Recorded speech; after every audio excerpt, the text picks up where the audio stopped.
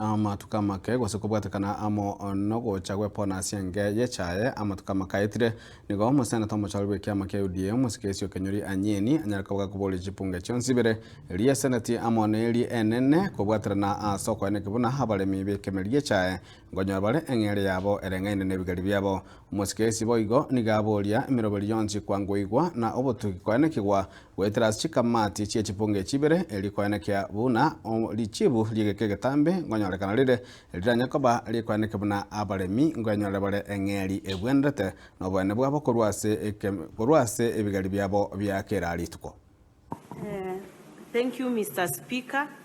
I wish to comment on the statement by Senator Cherargei that's calling for transparency and fairness across tea growing areas, and this is mainly focusing on KTDA, Mr. Speaker. Mr. Speaker, the issue on KTDA is not coming to this House for the first time. 2 weeks ago, I raised the same issue, and not so much has happened.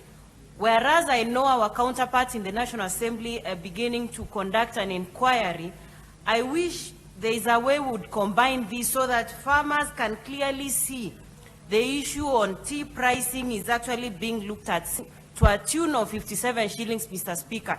This is an issue we cannot bury our heads into, and I want to call upon this committee to actually go and look at this issue critically so that we can come up with answers which can satisfy farmers who are putting a lot of their monies into tea growing, Mr. Speaker.